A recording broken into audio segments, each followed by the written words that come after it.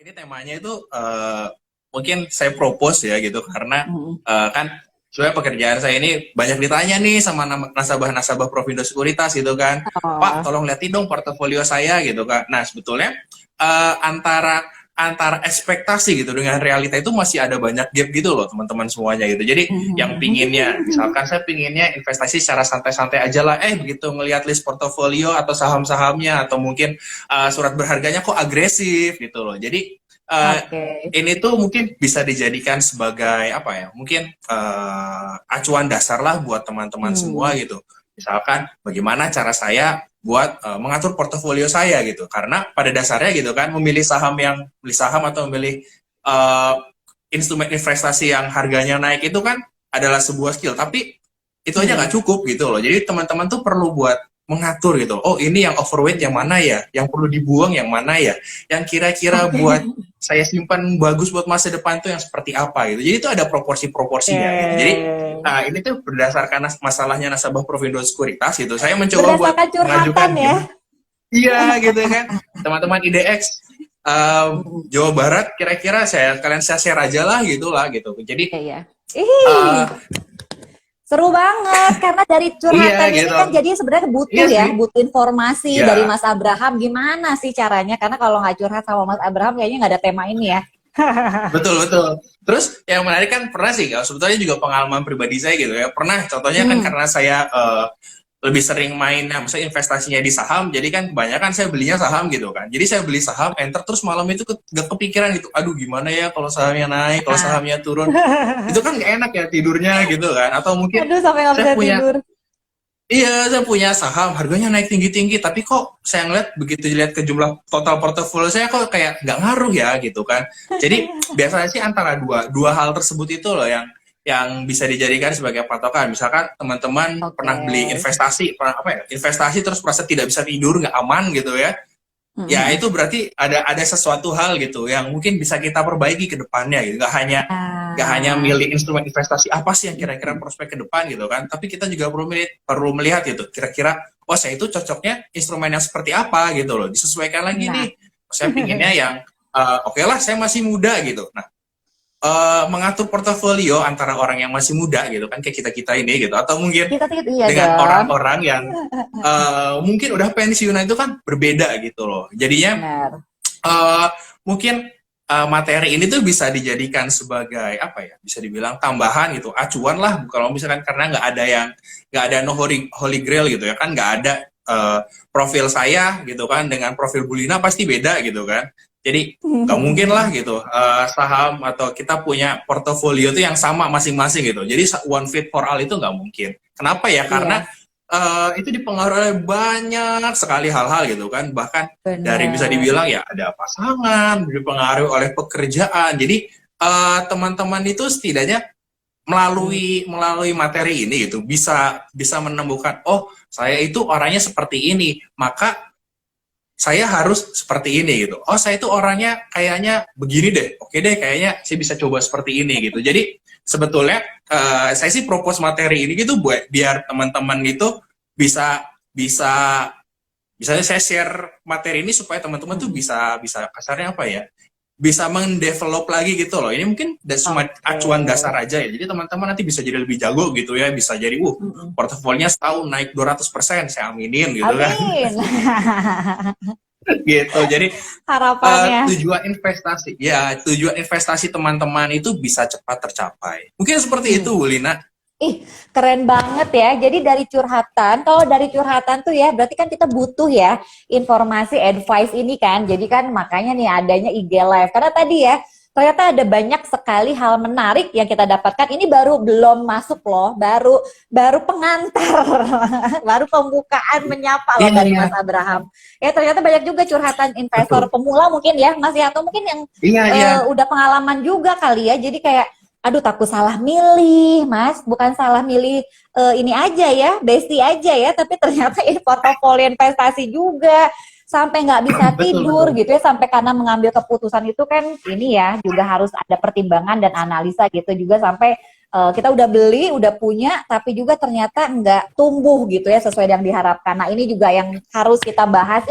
Ini seru banget sih sebenarnya karena kalau sampai tidur nggak nyenyak gitu ya, mikirin instrumen investasi portofolio yang mau dibeli atau yang udah punya, bikin bingung nggak bisa tidur kayak Mas Abraham. Aduh, ini berarti harus kita bahas banget nih sebenarnya. Iya, betul. Oke deh, ini udah banyak banget ya sebenarnya pertanyaan yang masuk, tapi tenang dulu ya, kita mau bikin penasaran dulu karena sebenarnya kita mau bahas dulu. Kalau temanya adalah cara mengatur portofolio investasi, emang portofolio itu tuh apa sih definisinya? Definisi. Aduh, semoga nggak Jadi berat banget ya, udah mau buka waduh. jam puasa. Jadi ya, kasarnya itu seperti ini. Ini saya ngambil definisi portofolio investasi dari Markowitz. Nah, buat teman-teman yang nggak tahu itu, si Markowitz itu mungkin pernah dengar namanya portofolio apa ya namanya ya? Apa ya, teori portofolio gitu. Jadi gara-gara ceritanya dia bikin teori itu, dia itu dapat Nobel ekonomi gitu. Jadi valid lah ya gitu ya. Oke, iya sampai dapat. Jadi valid ya gitu ya. Sumbernya si Markowitz itu ya, Pak. Jadi teori ingat tugas akhir mahasiswa ya. Ada referensinya iya, gitu ya, portofolio sumbernya siapa. Betul kayak skripsi. Ini lumayan loh advice buat yang mahasiswa yang lagi TA ngomongin teori portofolio, ini salah satu loh sumber referensi. Betul. Ini tuh pasti ada sih gitu di antara buku portofolio apapun pasti ada itu si Markowitz. Jadi ibaratkan kayak dia adalah orang yang pertama kali gitu. Makanya dia dapat Nobel ekonomi gitu. Jadi teori portofolio itu adalah pendekatan investasi berkaitan dengan estimasi investor terhadap ekspektasi risiko dan return diukur secara sistematis untuk membuat portofolio investasi ya. Jadi udahlah itu kan pusing ya gitu kan. Nah, tapi kita bedah aja gitu loh. Kita simplifikasi gitu kan. Kita bedah gitu. Karena di sini nggak bakal pakai statistik gitu karena repot sekali. Jadi kita bahas dua variabelnya aja gitu kan. Yang pertama adalah risiko dan juga return. Nah, dua kita mungkin ngebahas seperti ini aja gitu. Kenapa? Karena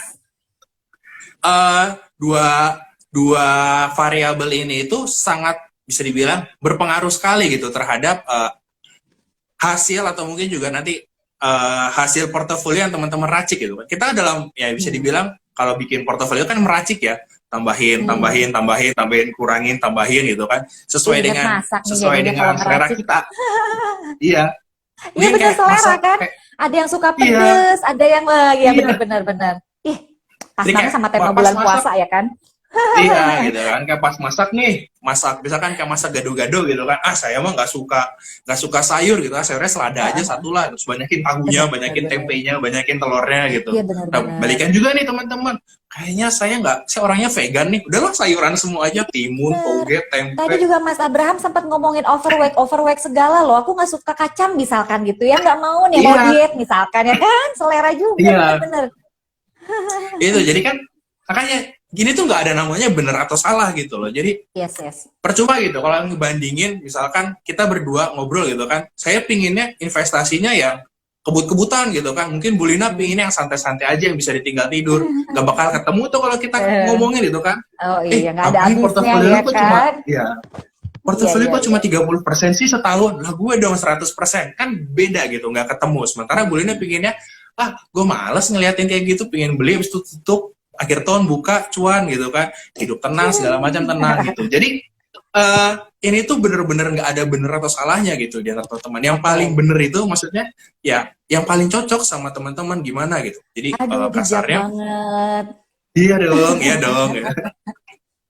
Iya dong. Kalau misalkan kita lihat nih teman-teman, saya tuh cocoknya kayaknya yang bisa hidup tenang, yang santai. Ya, pilihlah emang instrumen-instrumen yang bisa bikin kita santai gitu. Saya pingin yang kebut-kebutan, nggak masalah lah. Risikonya juga besar gitu kan. Saya masih muda ini, masih umur 20 tahun, baru kerja, segala macam. Nah, satu kita pilih portofolio yang emang kejut-kejut, kebut-kebutan gitu loh. Jadi emang naik, volatile, naik turun, tapi it's okay gitu. Kenapa ya? Karena saya masih panjang nih masa kerja saya. Nah, coba bayangin ya, ini bayangin ya, teman-teman. Udah pensiun nih. Umurnya berarti 55 lah ya, 55 sekian gitu kan. 60 lah ya. Pendapatan kan udah nggak ada gitu kan. Berarti murni fix milih dari hasil entah dapat syukur-syukur kalau dapat uang pensiun gitu. Tapi kalau misalkan di beberapa perusahaan swasta kan nggak dapet kan ya gitu kan. Tapi kayak didapat ya kayak ambil dari BPJS tenaga kerja, dapat nih sejumlah uang gitu kan. Nah, apakah teman-teman gitu ya mau dimasukin mungkin misalnya investasinya pilih ke aset kripto gitu. Umur 55 udah nggak punya pendapatan masuknya semuanya ke kripto, kan ya nggak bisa gitu kan gitu. Iya, Tapi iya, balik iya, lagi iya. nih teman-teman baru kerja gitu, umur 20 Mm-mm. tahun, Oh beda. punya gaji segala macam, beda kan gitu. Jadi ini Beda, beda, perlakuannya beda. beda gitu. Oke. Aduh, ini kalau ngomongin risk sama return, ini kalau misalkan di katakanlah instrumen investasi apapun ya, Mas ya. Ini kalau Hmm, ngomongin high risk, high return itu setuju nggak, Mas? kurang lebih seperti itu ya, kurang lebih seperti itu gitu. Tapi kan balik lagi ya, yang namanya semakin tinggi suatu risiko, sebenarnya kan kalau kita ngebahas mungkin bahas dulu apa namanya risiko gitu ya gitu. Jadi Oke. risiko itu juga ada banyak nih, ada banyak Hmm. apa namanya jenis-jenisnya gitu. Ada risiko yang emang terkandung langsung tuh dari si instrumen investasinya, apa yang namanya kalau inherent risk gitu. Jadi si risknya itu mau apapun yang terjadi itu pasti ada risiko seperti itu. Contoh kalau misalkan kita beli surat hutang nih gitu kan, apa sih risiko yang terkandung dalam surat hutang tersebut? Default, si Oke. apa namanya issuernya default, ya mampu apa namanya bangkrut kasar seperti itu gitu kan. Itu tuh bisa dibilang udah jadi inherent risk. Kenapa? Saat kita beli instrumen tersebut dengan sadar ya, maksudnya dengan serta merta risiko itu langsung menyertai gitu loh. Contohnya lagi kalau misalkan teman-teman beli saham itu risikonya apa? Volatilitas harga gitu kan. Jadi Oke, ya oke. kasarnya teman-teman lihat deh gitu kan, saham contohnya bahkan saham blue chip aja bisa dibilang BCA gitu kan, naik 1%, turun 1% satu hari itu kan wajar. Sementara kalau misalkan teman-teman beli instrumen investasi yang lain, contohnya surat hutang ya, itu kan tutup mata merem kita dapat 7%, dapat 8%, begitu. Jadi setiap instrumen investasi itu pasti ada risiko yang terkandung di dalamnya. Terus yang kedua, risiko yang bisa kita batasi nih gitu kan. Oke. Apa sih risiko yang kita bisa batasi gitu. Nah, yang paling penting adalah kita mainnya di sini nih, risiko yang bisa kita batasi. Jadi Oke. saat Mainannya di teman-teman situ. beli suatu instrumen, iya, saat teman-teman beli instrumen investasi tersebut gitu kan, Mm. teman-teman dengan sadar gitu, ada namanya tadi pertama risiko inherent risk, terus yang kedua adalah risiko yang bisa dibatasi. Ini tuh apa sih gitu. Oke. Jadi teman-teman dengan sadar, dengan serta merta tahu gitu. Kalau misalkan kalau kita beli di harga segini gitu tuh, kita tuh bakal dapat apa ya? Ngomong kasarnya gimana ya? Kita tuh bisa antara resiko turun ke bawah dengan resiko keuntungannya, maksudnya apa ya? Potensial risk sama potensial Mm-mm. gainnya itu Mm-mm. bisa dibilang lebih gede potensial gainnya gitu loh. Nah teman-teman Oke. tuh bisa mengerti ada risiko apa tadi sih namanya? Lupa saya belibet ngomongnya.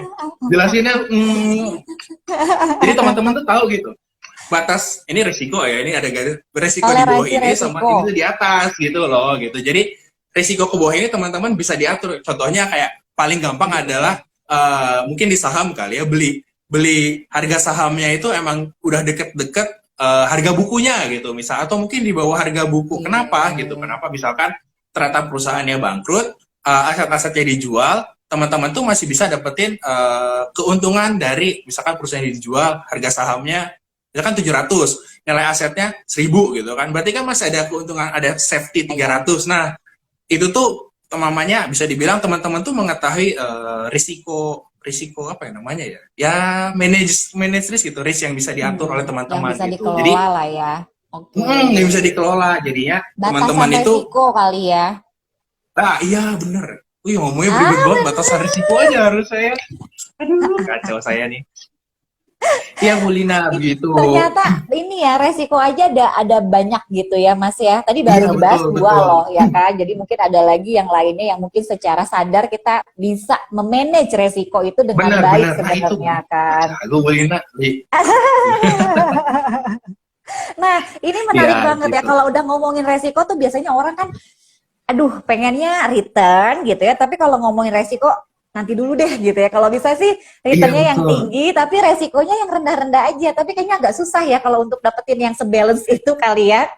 Nah ini, kalau aku yang Betul. misalkan, emang ada berapa jenis sih Mas? Tadi kan kalau ngomong resiko ada dua, kita baru ngebahas dua sih. Mungkin ada lagi yang lain. Hmm. Kalau kita mungkin inilah ya, pengen tahu nih kita yang mana gitu ya, tipikal investor yang resikonya di level yang mana nih? Itu ada beberapa jenis juga nggak sih Mas?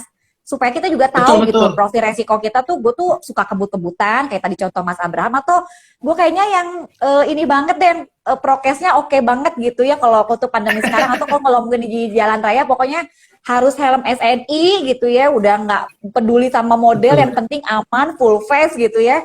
Terus rem, cakram semuanya pakai tangan, sarung tangan semua pakai apa gitu. Karena konservatif banget. Nah, itu ada berapa macam tuh jenis yang mungkin kita bisa Iya, tahu gitulah, Mas. Kita tuh tipikal yang mana gitu.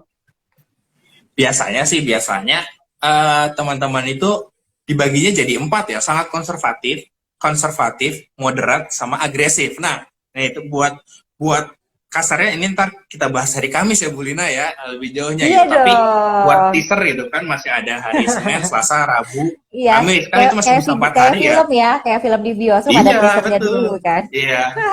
4 hari ke depan tuh masih bisa dapat THR kan gitu. Jadi THR bisa datang kapanpun dalam 4 hari ini gitu. Jadi misalkan ternyata Makin wah semangat ya dapat kalau udah THR, ngomongin THR.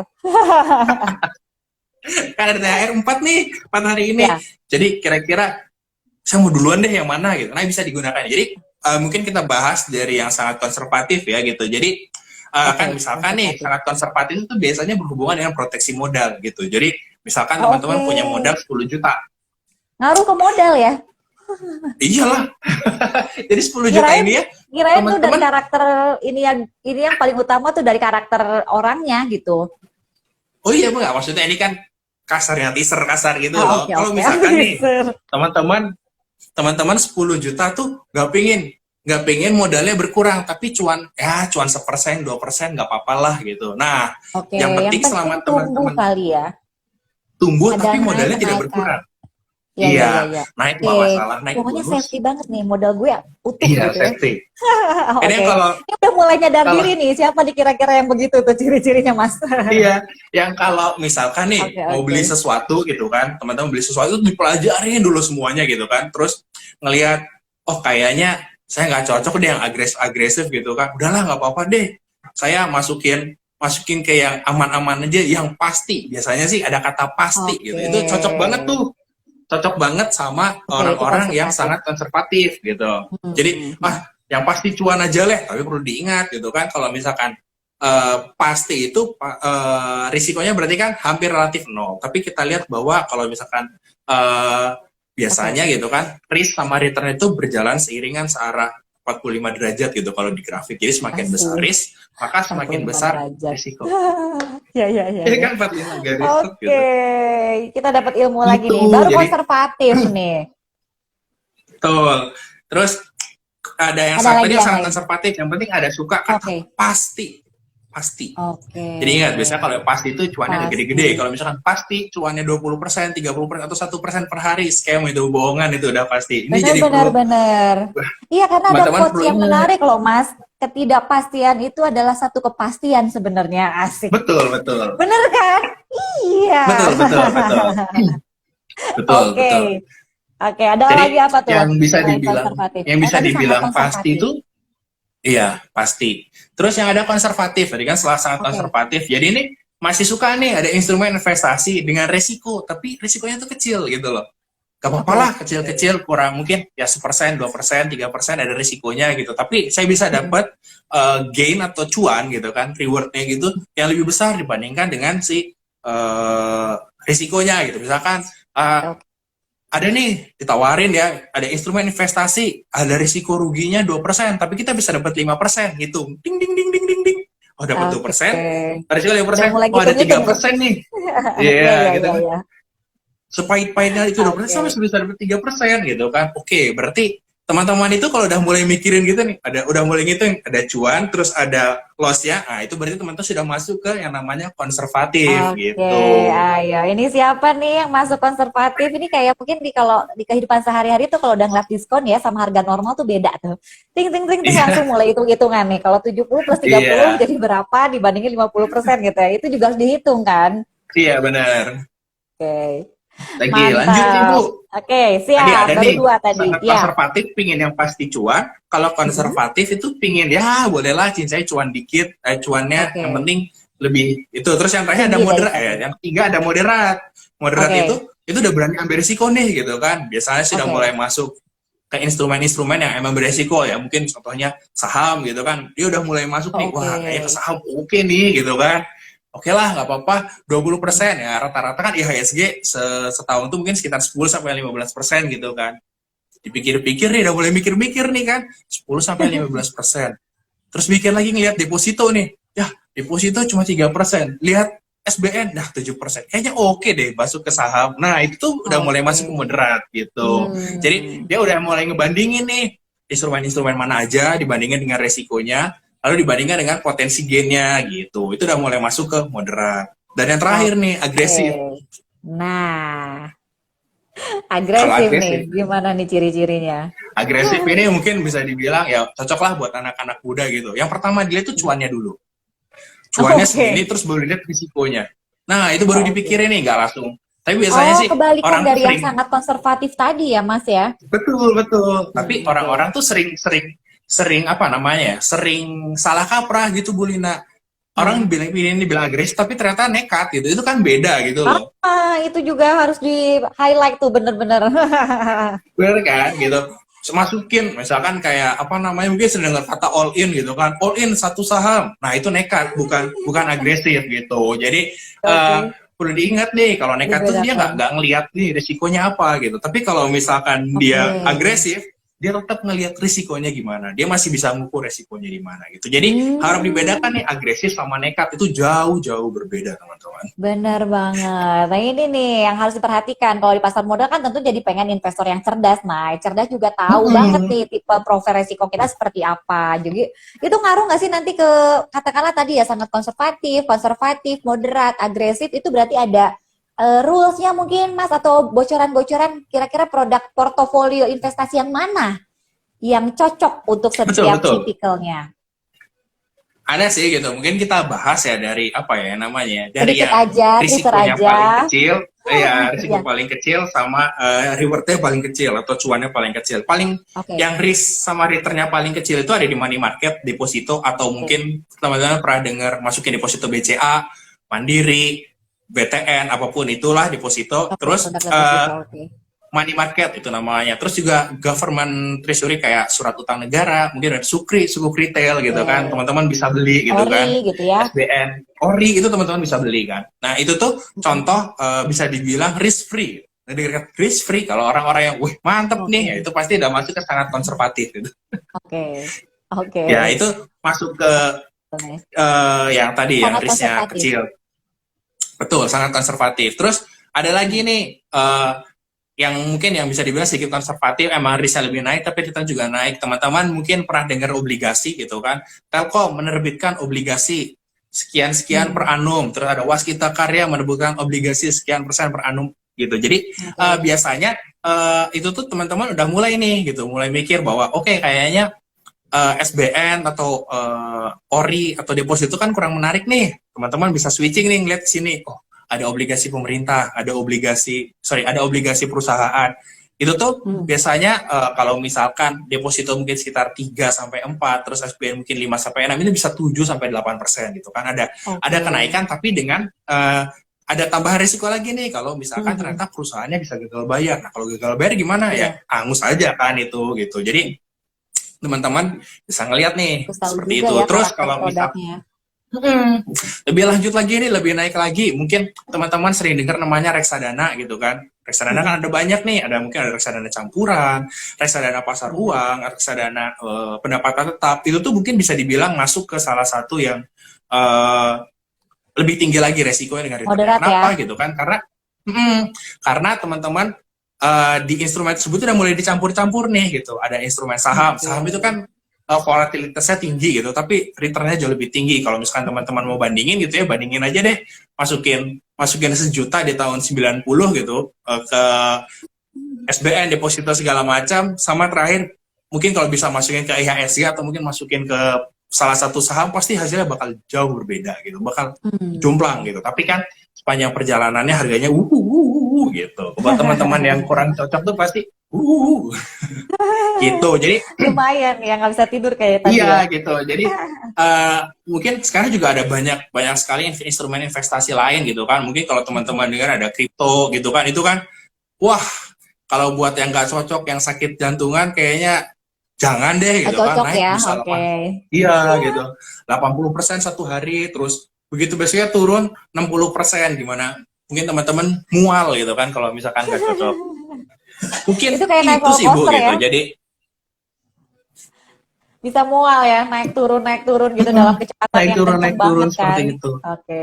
Wih, nambah lagi kan informasinya nih dari Mas Abraham. Jadi menarik banget ya, kita harus tahu nih ya jenis-jenisnya tadi resiko, ternyata ada beberapa jenis juga, lalu juga karakter ya, profil resiko juga ini. Makanya nggak bisa FOMO ya Mas Abraham, jadi gue nggak bisa ikutan kayak Mas Abraham gitu ya. Kalau lu agresif, gue juga belum tentu bisa agresif kan ya. Jadi itu tadi Betul, betul. selera yang diracik. Nah, ini menarik banget. Nah, nextnya nih, berarti harus gimana nih?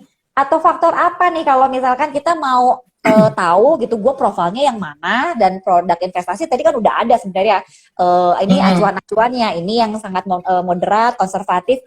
Mas itu ada bisa switch gitu nggak sih? Misalkan aku tuh moderat gitu ya, tapi kayak ngerasa kayaknya kok nggak cukup gitu Mas dengan inflasi, kenaikan harga barang, baju lebaran udah naiknya berapa persen gitu kan. Kayaknya kalau untuk segitu-gitu aja kayaknya gimana gitu kan.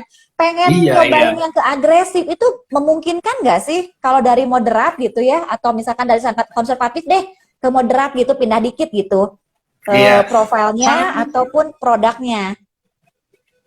sangat mungkin sih Bu gitu kan. Oke, Kenapa oke. ya? Karena kan seperti seperti di dunia ini yang terus bergerak, terus berkembang, manusia juga terus berkembang kan gitu kan. Yang namanya Asik. kebutuhan gitu, Apalagi asik makin banget ya. dewasa gitu ya. Iya, yang Iya, iya, iya. namanya Iya, kebutuhan itu juga, bener-bener.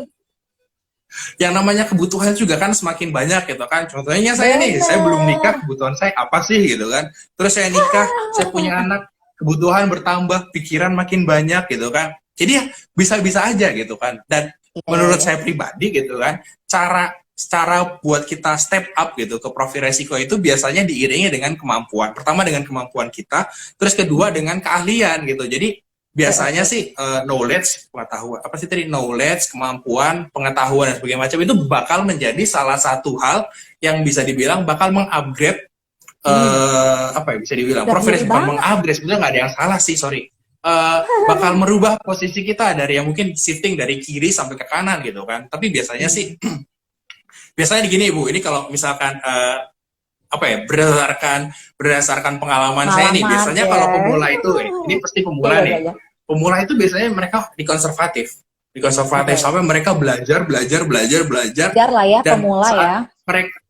saat mereka udah tahu, saat mereka udah mulai gape gitu, udah jago gitu ya, biasanya mereka Udah switching ke berani. agresif gitu. Oke, Iya, oke. Nah, poinnya di situ. Itu ada proses waktu. Bener nggak? iya betul. Jadi nggak ada yang instan. Bener-bener. Betul. Nah, apalagi biasanya kalau udah sukses nih, biasa kalau udah sukses di agresif, nggak mau balik lagi ke sebelah kiri, biasanya gitu, Oke. biasanya. Gitu. Tapi Oke. ntar sampai pada suatu saat gitu kan, yang mungkin dipengaruhi oleh tadi namanya, kalau misalkan kita masih masih contohnya kan, kita masih kerja, kita masih bisa sedikit santai nih gitu kan. Eh, Investasi kita itu mau naik mau turun itu masih oke lah. Tapi pada saatnya nanti di umur-umur tertentu gitu kan, orang-orang udah makin itu, aduh kayaknya gue udah nggak bisa nih, jantungan nih beli sampai gini, itu makin lama dia makin makin balik lagi ke sisi yang kiri Oh, gitu, ke balik arah lagi. konservatif Oke. lagi. Iya Berarti gitu. Jadi faktor U mendukung banget ya. sangat mendukung gitu. Faktor U ini ya ternyata. Oke. Tapi untuk yang muda bisa Betul. dimanfaatin ya, Mas. Karena juga experience dia kan Mm-mm. kesempatan banget ya di waktu muda itu kita bisa belajar explore banyak banget, bener nggak? Jadi kasarnya sih kalau misalkan teman-teman mau step up the game gitu, biasanya step up the game itu maksudnya ke agresif terus sukses. Heeh, Nah, heeh. teman-teman itu punya banyak kesempatan gagal kalau pas muda gitu loh. Oke, Jadi oke. misalkan teman-teman nyoba umur 20 gagal, masih bisa umur 22, 23, 24 coba lagi. Tapi kalau misalkan teman-teman udah tua nih ya gitu kan, udah umur 50 gitu kan, teman-teman tuh cuma punya waktu 5 tahun buat gagal. Ah Kasarnya bukan ya, buat gagal ya, time buat frame-nya lebih buat dikit apa? ya. Betul, betul gitu. Jadi ini buat teman-teman yang masih muda gitu kan. Sekarang kalau mau investasi tuh gampang, tinggal pakai HP, ada banyak-banyak instrumen investasi. Jangan takut buat Dimudahkan. gagal lah gitu. Hmm. Jangan takut buat gagal. Selama ya teman-teman, maksudnya selama belajar itu emang niatnya bukan belajar, bukan nekat kayak tadi gitu loh. Nekat Benar-benar itu masuk ke beda banget. bla bla bla bla bla, itu beda kan ceritanya. Tapi buat step up the game, buat teman-teman mencoba sesuatu yang baru, emang teman-teman itu pasti ada gagalnya sih gitu. Pasti ada, nggak mungkin lah Iya, tiba-tiba langsung jago gitu kan. bener Anak bayi banget. tiba-tiba bisa langsung lari, nggak mungkin. Iya, Kita pasti bener ada gagalnya. banget. Ada proses, inget ya. Karena juga mungkin pasar modal dinamis ya, Mas Abraham ya. Pasar Betul modal betul dinamis, ada proses.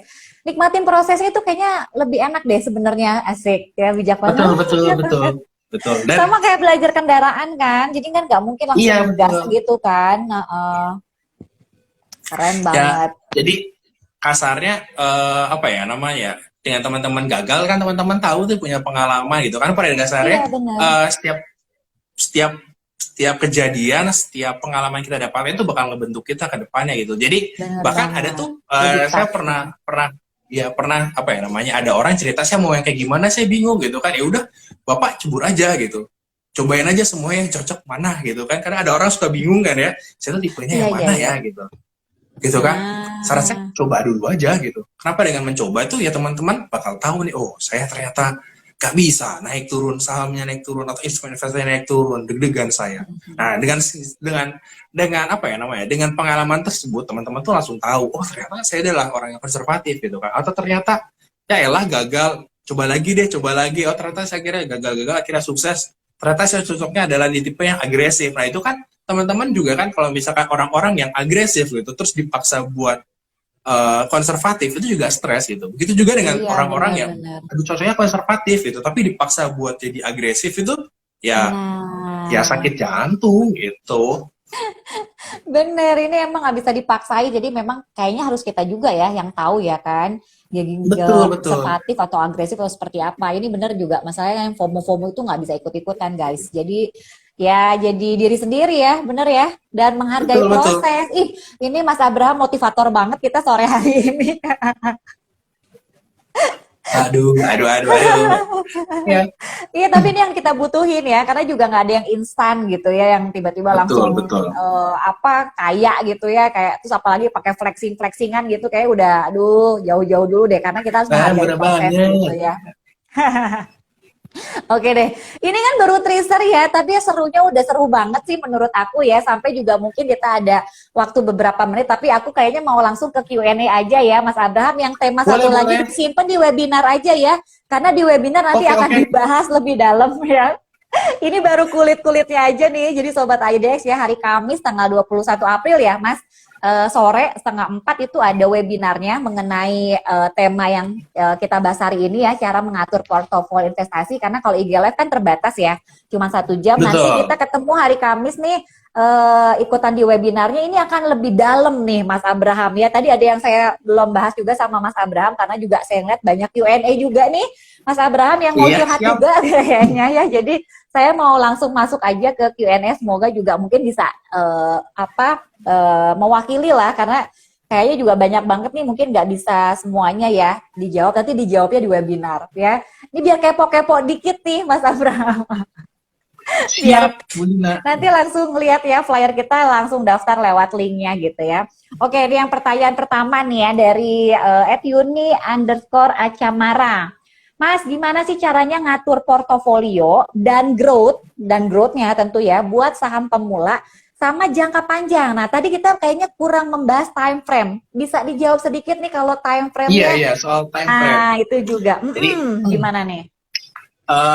sebetulnya di namanya time frame ini kan baliknya itu adalah ke tujuan investasi ya gitu kan. Jadi Oke. teman-teman masuk suatu instrumen investasi itu udah tahu nih, ini duit tuh buat apa gitu loh. Ada kan namanya tujuan investasi. Nah teman-teman tuh harus tahu nih kira-kira misalkan, ini saya kasih contoh aja, misalkan gitu kan, oh tahun depan saya nikah nih gitu kan, tapi tahun depannya masih setahun ke depan gitu kan, saya udah ada ngumpulin duit kan. Jadi Modal DP alangkah lah lumayan. bijaksana sekali gitu. Alangkah tidak bijaksananya kalau misalkan teman-teman masukin buat keperluan jangka pendek ke instrumen yang emang uh, jangka panjang gitu. Biasanya sih yang namanya risiko itu bakal bisa dibilang diredamnya itu sama time frame. Maksudnya apa ya namanya Oke, ya? ya. Uh, jadi kasarnya itu ada resiko nih gitu kan. biasanya sih kalau misalkan kita tahu time frame ya, itu kita bisa mengurangi samanya resiko ini gitu. Jadi contohnya nih ya, teman-teman mau nikah, kan modal 100 juta nih, teman-teman udah punya 100 juta gitu kan, alangkah tidak bijaksananya gitu teman-teman masuk ke 100 jutanya itu ke saham. Kenapa gitu kan? Belum tentu tuh dalam 1 tahun ke depan posisi 100 juta itu kalau di saham itu bakal jadi 100 juta gitu loh. Jadi syukur-syukur jadi 120 juta, tapi kan who knows gitu.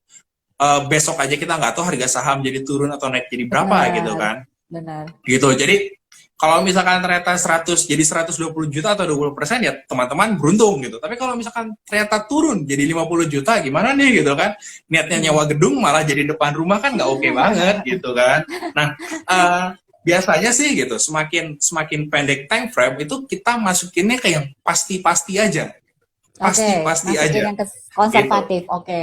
Kayak pasti konservatif lah gitu. Jadi teman-teman nih mau nikah bukan saran sih ya, kecuali kalau emang teman-teman emang udah jago banget gitu ya nggak masalah gitu ya. Tapi kan kalau ini kata dasar tadi ya, kata pemula gitu kan, ya gak usah bermain api gitu, masukin aja mungkin kayak ke deposito 3 bulanan atau mungkin masukin ke reksadana pasar uang gitu kan, itu bisa dicairin kapanpun gitu. Jadi teman-teman kalau misalkan masih pemula dan emang tahu nih nama time frame-nya, jangka waktunya gimana, teman-teman tuh bisa milih ke instrumen yang emang risiko yang apa ya namanya, risiko di dalamnya itu emang kecil gitu loh. Jadi bukan sebuah instrumen naik turun gitu. Tapi kalau misalkan teman-teman nih contohnya gitu kan masih umur 20 tahun mikir, pensiun kayaknya enak ya umur 40 tahun, berarti 20 tahun lagi kan gitu kan. Nah, saya ada nih ngumpulin duit. Iya gitu, dalam 20 tahun paling oke masukin kemana? Ya karena punya jangka waktu 20 tahun gitu kan, masukin kan instrumen yang lebih beresiko gitu kan. Jadi teman-teman bisa dibilang mungkin masukin ke saham gitu kan. Saham itu kalau misalnya kita lihat IHSG 20 tahun lalu berapa ya, sekarang harganya berapa ya? 20 tahun lalu mungkin harganya sekitar 2002 itu harganya mungkin sekitar 800 atau 900, sekarang udah 10 kali lipatnya ya. Itu kan sebuah apa namanya, sebuah growth yang sangat besar gitu 20 tahun ke belakang gitu. Benar. Jadi Yes. dengan teman-teman meningkatkan resiko gitu kan, teman-teman bisa mendapatkan potensi gain juga yang lebih. Dan juga biasanya sih kalau misalkan teman-teman masukin ke instrumen lebih beresiko itu, teman-teman pasti bakal belajar lebih gitu loh. Ini pengalaman saja. Jadi gak mungkin lah kalau misalkan kita masukin ke deposito kan, ya teman-teman tuh ya udah masukin deposito aja. Tapi kalau misalkan teman-teman masukin ke saham, nanti teman-teman bakal tahu tuh kira-kira berita di dunia ini ada apa gitu kan. Iya gitu. Kita jadi lebih kepo ya, lebih monitoring walaupun satunya sahamnya, tapi informasi-informasi tentang sektornya. Jadi minimal ke upgrade kan, sama ke update juga gitu. Kalau yang itu kayaknya santai banget ya hidupnya gitu ya. Santai banget gitu kan, masih kita ada gitu ya. kaki gitu kan. Terus, iya. Oke. Itu sih biasanya 2 itu, mungkin nanti sisanya dibahas lebih lanjut ya. Ibu bisa ikutan lagi webinar, iya, gue tidak boleh promosi. Nggak hanya waktu, tapi juga mungkin banyak hal lain gitu yang bisa mempengaruhi keputusan berinvestasi kita. Dan juga kenapa sih gitu, saya harus masukin ke sini gitu. Atau saya itu nanti dibahas juga ya. Iya, betul. Seperti itu. Ya ini kan karena akan jadi lebar juga ya, tadi ya tergantung usia juga, tergantung pekerjaan juga. Ini sama kayak pertanyaannya dari Mbak Adelia juga ya. Mungkin kalau kayak kerjaannya freelance itu kan kayaknya juga pendapatan modalnya nggak tetap kayak gaji ya. Kalau gaji kan lebih enak ya, misalkan 20% di awal udah tahu tuh nominalnya berapa. Mungkin kalau ada beberapa yang profesi yang mungkin tidak konsisten gitulah ya, ibaratnya itu juga mungkin bisa beda lagi tuh kasusnya. Bisa nah kalau misalkan kata Mbak Adelia nih Mas, kalau investasi itu lebih mentingin intuisi ya, atau intuisi apa pelajaran, atau belajar dulu sambil investasi ini sambil belajar. Jadi kayak kita teori dulu baru gitu ya, atau gue nyemplung dulu. Nah nih Mas Abraham, gimana nih jawabannya? Wah ini sih tricky juga ya gitu kan, gitu.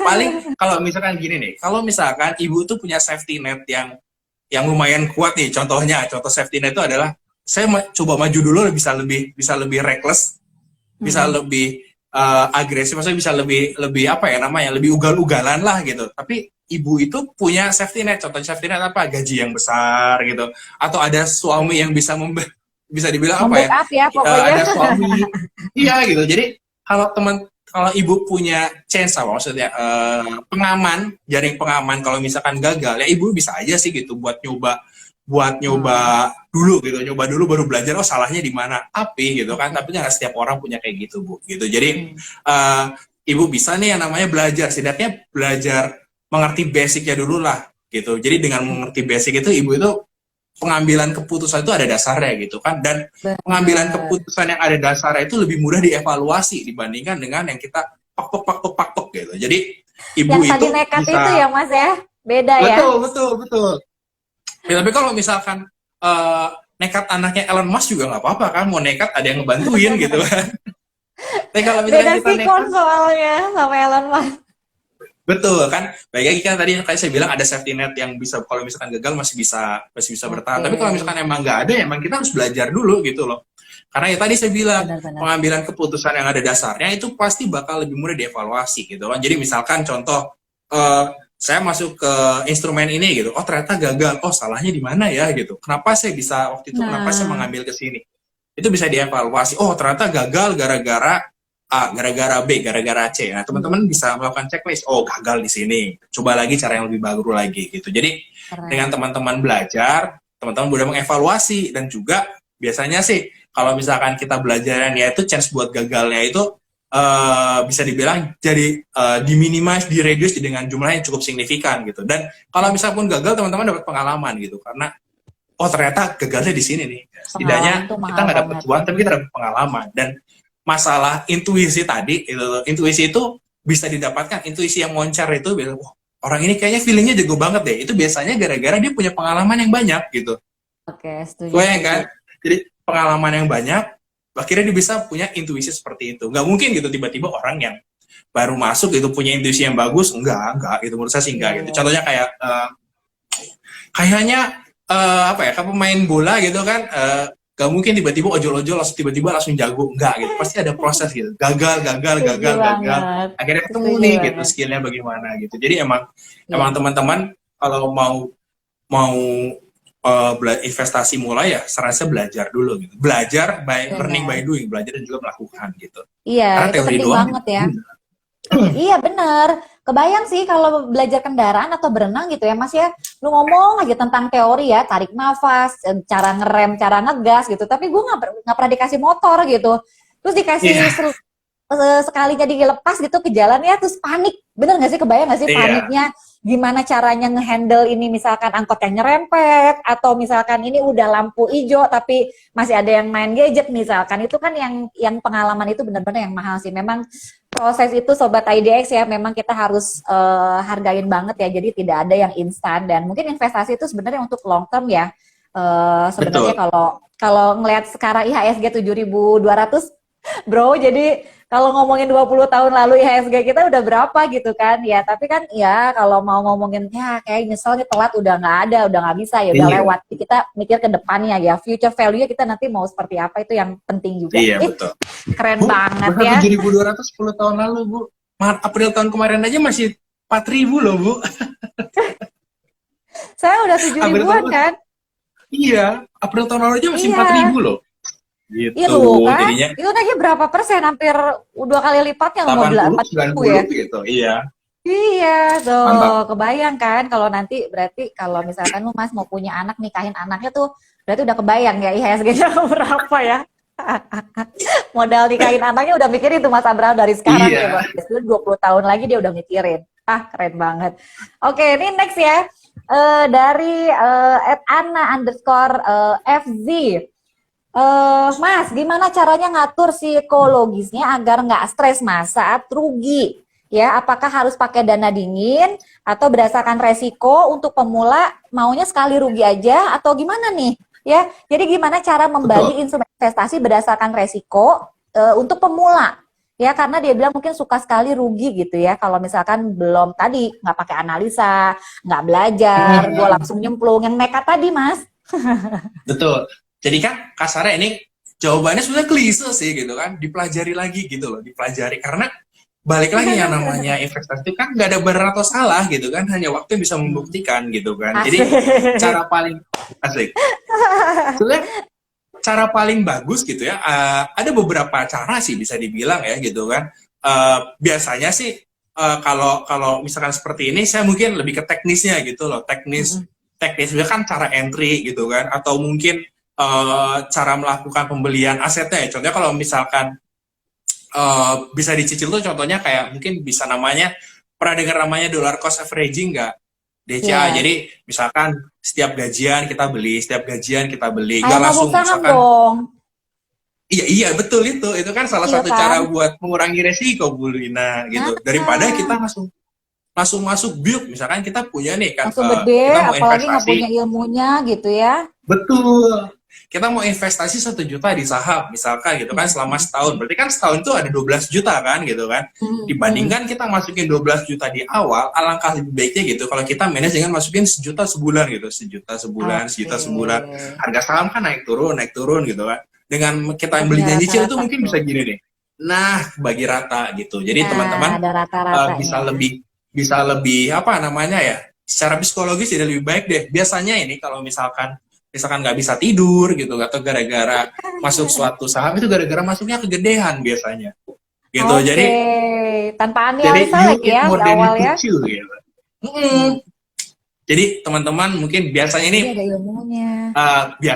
biasa gara-gara ikut-ikutan terus masuknya kegedean itu, Hmm. ya hampir Iya, iya, iya. 80% itu gara-gara itu gitu. Iya itu Terus sepuluh kita juga persen ini sih apa ada datanya ya. Jadi beberapa kesalahan mungkin ya kesalahan investor pemula tuh salah satunya yang pakai hutang bukan pakai uang betul. dingin itu juga. Terus juga dia langsung besar karena panik atau ikut-ikutan gitu ya. Jadi Ya masukin betul langsung kan. gede tanpa ada analisa. Bener-bener related juga. Betul, jadi teman-teman sih maksudnya yang namanya FOMO kalau bisa kurang-kurangin deh gitu. Kenapa? Ini lebih ke, mungkin bisa dibilang apa ya namanya, bukan teknis, jadi Aja lebih ke meminimalisir resiko ya. cerita aja iya gitu. Karena cara saya itu belum cocok buat cara Bulina itu belum cocok buat saya gitu. Jadi emang teman-teman temuin sendiri sih gitu. Saya itu cocoknya bagaimana gitu. Emang pada dasarnya pada awalnya pasti ikut-ikutan. Saya juga dulu pas pertama kali belajar ikut-ikutan gitu kan. Gak ngerti gitu ya, setelah kejeblos gitu baru ternyata nggak oke nih Hmm. caranya seperti ini gitu, sampai akhirnya saya menemukan cara yang emang cocok buat saya gitu. Jadi teman-teman bisa bisa belajar lagi ke depannya bagaimana gitu. Nah, alangkah baiknya gitu kan kalau misalkan teman-teman, ini kan baik lagi ini teman-teman eh, kan gak perlu belajar dari awal, gak perlu nyoba-nyoba gitu kan. Saya bisa membagikan sedikit pengalaman saya gitu kan. Saya Hmm. membangun portofolio saya itu seperti apa gitu. Jadi teman-teman nggak boleh kejeblos, lihat orang lain kejeblos saja terus tanyain, gimana rasanya? Oh ya, jadikan pelajaran gitu. Teman-teman bisa menghemat waktu. Itu sampai Hmm. menemukan, maksudnya cara paling cocok buat saya dari 2010 saya mulai pertama kali kuliah sampai 2015 kayaknya 5 tahun tuh jatuh bangun gitu. Baru nemu cocok 2015 gitu. Oke. Jadinya eh Nah itu lima kan tahun 5 tahun berarti itu ya iya, 5 tahun menemukan jeblos. kecocokan. Iyalah lima Iya tahun. gitu. Iya. Lama kan sebetulnya kan gitu kan, tapi ya karena zaman dulu tuh nggak se, ya meskipun 2010 sampai 2012 kan Sesimpel belum. sekarang kali ya, instan Iya sekarang, gitu. secepat sekarang ya, informasi, fasilitas dan Iya, lain-lain. teman-teman Hmm. sekarang bisa nyari nih, ada banyak, ditinggal buka YouTube bisa nemuin nih berapa apa namanya, banyak sekali materi-materi gitu kan. Ada Zaman YouTube dulu ya. mana ada YouTube gitu kan, Aduh, belajar belum ada belajar. podcast-podcast gitu ya. Iya gitu kan. Jadi alangkah baiknya gitu kalau teman-teman gitu kan, ada banyak sekali guru-guru di luar sana gitu kan. Teman-teman bisa ya mengambil saripati-saripatinya gitu, karena pada dasarnya mereka emang juga ngajarin sesuai yang apa yang cocok buat mereka gitu kan gitu. Jadi Benar. syukur-syukur kalau teman-teman juga nemu yang cocok nih, oh ternyata saya kan cocoknya kayak orang ini deh, tapi kurangin bagian ini gitu. Jadi Iya, balik lagi sih, sebenarnya kayaknya ya. klise banget ya, banyak belajar ya jawabannya ya. Iya sih, sebenarnya ya, kayaknya kita ini banget ya ngomong doang gitu. Tapi kayaknya sharing ini penting banget sih dari Mas Abraham juga ya. Itu related sih sama keseharian kita ya. Kayak tadi contohnya kita belajar kendaraan, kita milih selera makan kita aja kan beda ya kan. Tadi yang mau diet, Betul. gitu, overweight itu belum kita bahas, nanti di webinar dibahas ya Mas ya. Iya iya, oke oke. Ya, itu juga memang penting banget ya. Jadi memang informasi salah satu IG Live kita juga ini semoga nambah ini ya, advice juga ya masukan sarana belajar juga, nambah informasi juga. Jadi mungkin ada orang yang beberapa kan mungkin referensi suka baca buku ya Mas, tapi ada juga yang misalkan lu nggak suka gitu, kayak ngantuk kalau baca yang panjang-panjang narasi, dengerin kita ngoceh aja itu dapat informasi kok. Iya. Oke deh. Mas ini satu lagi nih pertanyaan Boleh. dari M Fajar Sidik _23 nih karena waktunya juga udah mau habis. Gimana sih ngatur ya komposisi atau persentase? Mungkin ada persentase Mas yang ideal sebenarnya ya mungkin ya walaupun mendekati ideal lah ya walaupun sebenarnya nggak ada yang ideal banget ya untuk satu portofolio di tiap jenis industrinya. Jadi misalkan Betul. dia Oke. katakanlah agresif ya, misalkan di saham. Sebenarnya kan dia bisa minimalisir resiko ya dengan miliki satu saham aja. Nah, tapi kalau ngomongin nih, tiap sektornya ini menarik juga buat dibahas. Ini ada tipsnya nggak sih, Mas? Betul. Jadi ini pengamatan saya selama saya di market gitu kan. Jadi tuh IHSG itu cenderung menarik sih gitu kan. Agak sedikit berbeda dengan bursa saham luar. Kenapa? Karena di IHSG ini biasanya kalau satu sektor lagi manggung, semua sektornya itu manggung. Coba deh teman-teman lihat baik-baik gitu, mulai dari farmasi gitu kan, dari banking, batu bara, dari legam, saat semuanya satunya manggung, yang lain manggung. Saat semua turun gitu. Jadi buat saya pribadi gitu ya, teman-teman gitu, kalau misalkan ini maksudnya khusus ke saham gitu ya. Jadi teman-teman tuh teman-teman itu kan biasanya sih rata-rata orang Indonesia itu namanya investor retail ya, duitnya itu jarang banget yang di atas 5 miliar gitu kan. Jadi ya kisarannya dari 100 sampai 300 juta gitu kan. Nah, 100 sampai 300 juta tuh enak nih buat mencelok-mencelok, buat pindah sini gitu. Jadi teman-teman gitu, karena dananya tuh biasanya 100 sampai 300 juta, biar maksimal teman-teman tuh nggak perlu ngumpulin portofolio supermarket gitu. Jadi kayak ada kan orang-orang pingin kayak manajer investasi bla bla bla bla bla bla bla gitu. Nah, buat saya pribadi gitu kan, itu tuh kurang oke sih. Kenapa gitu kan? Karena salah satu keunggulan investor retail itu adalah dia bisa main celok cepet-cepet dengan pindah gitu loh. Teman-teman masukin 300 juta, satu kali buang satu kali. Ya. Iya, satu kali enter buang kiri udah habis semuanya. Berbanding terbalik dengan teman-teman manajer investasi nih yang dana kelolaannya gede, dia butuh berhari-hari buat keluar gitu kan. Nah, berdasarkan hal tersebut gitu ya, biasanya sih teman-teman yang biasanya kayak portofolionya kayak manajer investasi punya sahamnya kayak supermarket gitu, ada 20 atau 30, nah itu tuh bisa dikurangin. Iya, teman-teman bisa dikurangin nih. Gitu. Lebih spesifik lah ya, lebih spesifik ke beberapa jenis aja. Betul, dan ini pengamatan saya gitu kan, jadi di setiap sektor itu pasti ada market leadernya, dan itu biasanya dia yang paling bagus gitu. Nah, teman-teman tinggal lihat nih, kalau misalnya dari sektor-sektor kan, teman-teman pilih market leadernya aja gitu loh. Misalkan contohnya masuk ke batu bara, ya pilihnya itu jangan teman-teman dari masuk ke batu bara tuh jangan beli 3 saham. Contohnya kayak Adaro, PTBA, atau mungkin Harum. Teman-teman pilih nih siapa yang paling bagus gitu kan. Misalkan, saya kayaknya cocoknya sama Harum gitu. Ya udah, sektor batu bara mungkin Harum aja. Gitu. Terus teman-teman lihat lagi banking, ada BCA, BRI, bla bla bla bla, itu nggak perlu tuh punya BCA, nggak perlu punya BRI, nggak perlu punya Mandiri, nggak perlu punya tiga-tiganya, pilih salah satu gitu yang paling cocok, karena biasanya iya gitu kan. Kalau misalkan nih saya ngelihat kayaknya sih saya pinginnya emang yang agak santai aja lah gitu, tapi emang punya kenaikan yang oke, ya pilihlah BCA gitu. Atau mungkin terus teman-teman lihat saham sektor lain, mungkin kayak ayam-ayaman gitu kan. Ayam-ayaman, ada beberapa saham, teman-teman tetap pilih yang paling unggulnya aja gitu. Jangan maksud saya itu jangan over diversified gitu kan, karena namanya over diversified itu teman-teman nggak ngerti apa yang teman-teman pilih gitu kan. Dengan teman-teman pilih salah satu saham gitu kan, satu saham di satu sektor, teman-teman benar-benar memahami. Iya, teman-teman tuh bisa memahami dengan benar gitu loh. Kenapa sih teman-teman milih saham itu? Teman-teman bakal pelajari baik-baik gitu loh.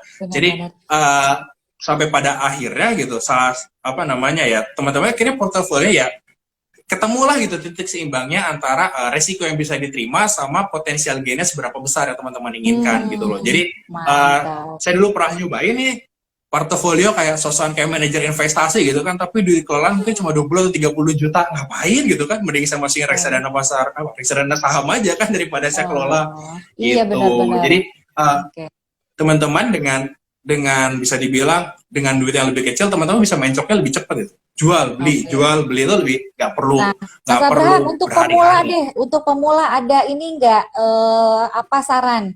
Berapa yang mendekati ideal lah ya? Kalau pemula kita Hmm, harus punya berapa portofolio di rekening efek kita. Jadi jangan sampai mungkin yang tadi ya kayak supermarket itu kayak kebanyakan gitu ya. Nah, ya biar untuk pemula juga nih ada ininya nggak sih? Kira-kira berapa sih tipsnya? Terus sama yang tadi ya, market leader di sektornya itu lihatnya dari apanya? Dari harga sahamnya, market dari ya. market value-nya, atau dari apa? Bisa di ini lagi. Kalau teman-teman lihat market leader ya itu dilihat dari yang pertama dari market cap-nya. Itu Oke. pasti yang pertama market cap. Terus yang Hmm. kedua itu dilihat dari kinerjanya. Biasanya dia ada kinerjanya terus membaik tuh. Terus yang Oke. ketiga biasanya sih kalau misalkan dua ini emang udah paling oke, harga sahamnya juga bakal mengikuti naiknya lebih cepat. Ya maksudnya lebih lebih tinggi gitu. Siap. Terus kalau Hmm. berapa banyak itu overweight-nya itu, ini balik lagi nih, ke overweight ke emang securities yang bisa dibilang risikonya paling kecil gitu loh. Risiko paling kecil tuh apa? Bisa jadi teman-teman mengerti tuh, bener-bener mengerti perusahaannya seperti apa. Contohnya teman-teman mungkin kerja di Bank Mandiri gitu kan. Ya teman-teman benar-benar mengerti Bank Mandiri itu seperti apa, kinerjanya bagaimana. Dan karena teman-teman mengenal dengan baik si Bank Mandiri tersebut gitu. Contohnya Hmm. ya bisa dibilang uh, kalau misalnya kok harganya turun gitu kan. Loh, kok harganya turun sih?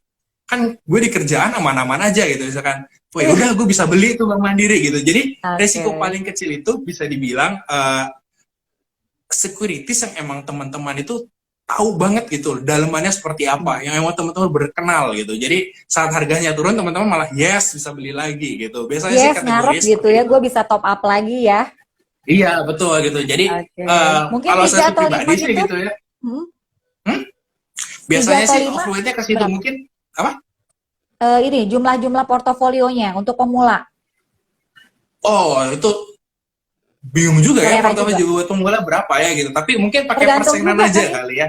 Oh, oke. Iya, pakai persenan aja gitu. Kalau saya pribadi sih, kalau buat pemula mungkin 70% di yang overweight yang emang risikonya paling kecil gitu. Yang teman-teman paling kenal, entah itu resiko secara yang teman-teman kenali yang bisa kita diukur atau resiko yang emang terkandung di dalamnya gitu. Jadi kalau misalkan buat pemula, yang penting itu adalah teman-teman mengerti dulu gitu loh. Pasar modal itu seperti apa gitu. Jadi emang harus kenal dulu, harus mengerti dulu, jadi overweightnya ke risiko yang paling kecil gitu loh. Jadi Iya, entah masuk ke benar. surat hutang atau mungkin ke perusahaan yang teman-teman tahu gitu. Jadi teman-teman itu bisa bisa bisa sambil menjaga modal kan, itu juga growth pasti kan ya gitu. Terus bisa juga mencari nih 30% itu dioper-oper, bisa jadi ke saham yang mungkin pingin pengen nyobain jadi trader gitu. Cocok ya jadi trader mungkin Ya, seperti banyak orang gitu kan, ya cobain lah gitu, tapi jangan sampai nyoba 100%. Ada duit nih benar banget. 10%, ya 10%-nya dipakai buat coba jadi trading. Jadi kalaupun misalkan gagal, itu tidak terlalu berpengaruh terhadap modal keseluruhan. Tapi kalau misalkan Benar. ternyata berhasil, teman-teman bisa step up lagi, naikin jadi 20%, berhasil lagi 30%, 40%, sampai akhirnya ketemu tuh Kalau ini makin equilibriumnya teman-teman pengalaman sejauh tuh mana. makin pede juga kan ya ke kitanya ya. Iya, Jadi betul, betul. analisanya juga makin tajam, setajam silet.